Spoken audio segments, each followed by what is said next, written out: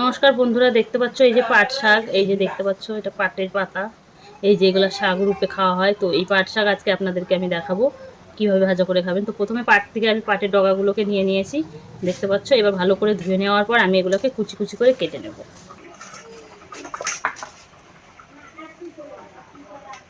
একটু ছোট ছোট করে কেটে নেবো, কুচি কুচি করে, একদম জ্বালা জ্বালা শাকগুলা।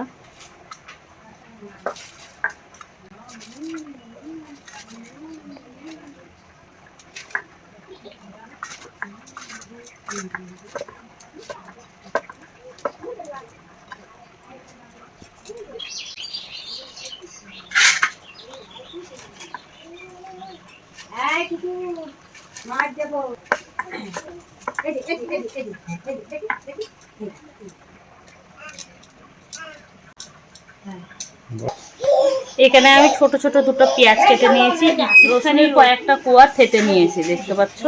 এবার কয়েকটা লঙ্কা, কাঁচা লঙ্কা আমি ফেলে এর মধ্যে দিয়ে দেবো। এই যে আধখানা করে এই যে পাশে রেখে দেবো। না ফেলে নিলে তেলের মধ্যে ঝালও হবে না, আবার তেলের মধ্যে ফাটবে, সেই জন্য একটু করে নিলাম। তেল দিয়ে দিচ্ছি একটু, এবার অল্প একটু কালো জিরা দিয়ে দিচ্ছি, একটা শুকনো লঙ্কা ছিঁড়ে দিচ্ছি দুই ভাগ করে, কাঁচা লঙ্কা দিয়ে দিচ্ছি, পেঁয়াজটা যেটা কুচিয়ে রেখেছিলাম ওটা দিয়ে দিচ্ছি,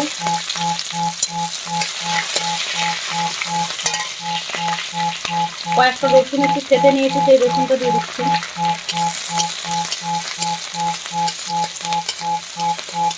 এটাকে একটু লাল লাল করে ভাজা করবো ভালো করে। পাটের শাকগুলো দিয়ে দিচ্ছি এবার,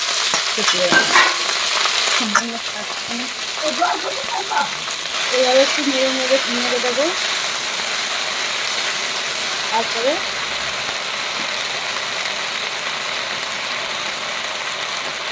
লবণ দিয়ে দিচ্ছি এর ভেতরে একটু, আর হালকা পরিমাণে হলুদ দেবো, একদম পরিমাণ মতো হলুদ দেবো, দিয়ে আমি আবার নাড়াচাড়া করে এগুলোকে মিক্স করে লবণটাকে সম্পূর্ণ করে নেব। দেখুন কীরকম পাট শাকটা এরকম ভিজলা ভিজলাই হয়।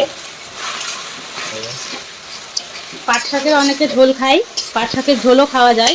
তো পাট শাকের ঝোল বলতে এই যে এর মধ্যে এবার জল দিয়ে দিলে একটু ঝোল ঝোল হয়ে যাবে, ওরকম ঝোল স্যুপের মতো একবারে স্যুপ স্যুপ করে খেয়ে নেবে।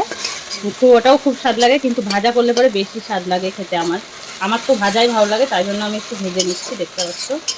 পাটের শাক এইভাবেই রান্না করে খেতে বেশি ভালো লাগে। তো আমার চ্যানেলটি নতুন হয়ে থাকলে সাবস্ক্রাইব করে দেবে।